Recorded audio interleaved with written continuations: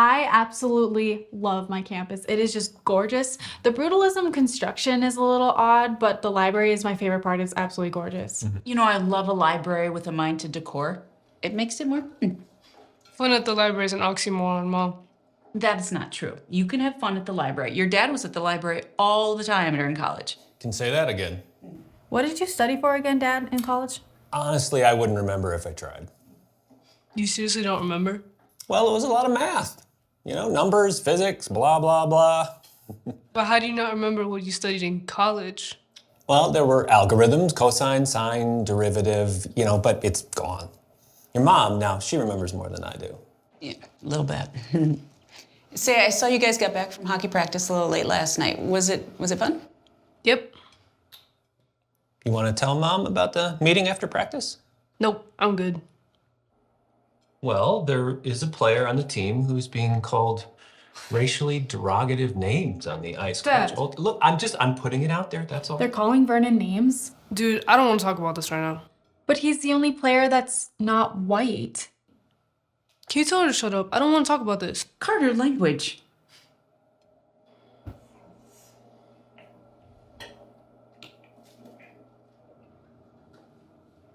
You know, back in my day, every high school in Minneapolis had a different hockey team.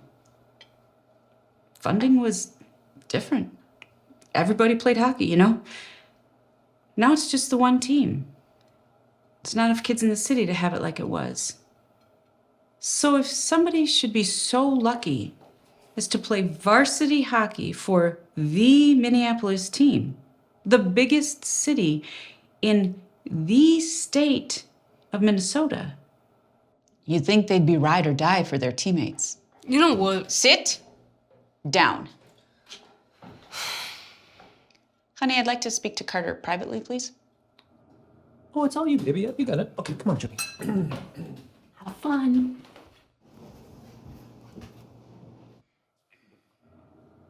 You know, your grandfather played hockey. Yeah. He played hockey with his friend Larry at Henry High School in the 50s. It's up on the north side before a lot of stuff happened up there. Grandfather was an enforcer. Someone touched Larry, he made him pay for it. Someone had an issue with Larry, he made sure they didn't want to have an issue with Larry. Your grandfather didn't discriminate like the coach did.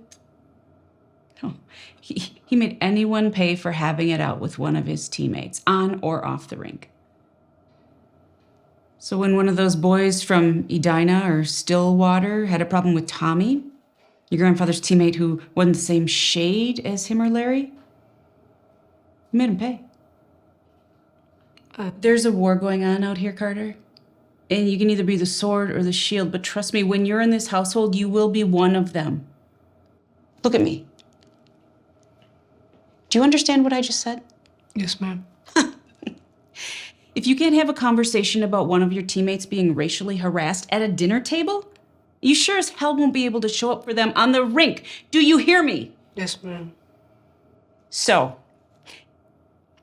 if anyone, I mean anyone, who isn't on your team says something to one of your teammates, especially one that doesn't look like you, it is your duty to be the shield. If that's contended, you will be the sword. Understood?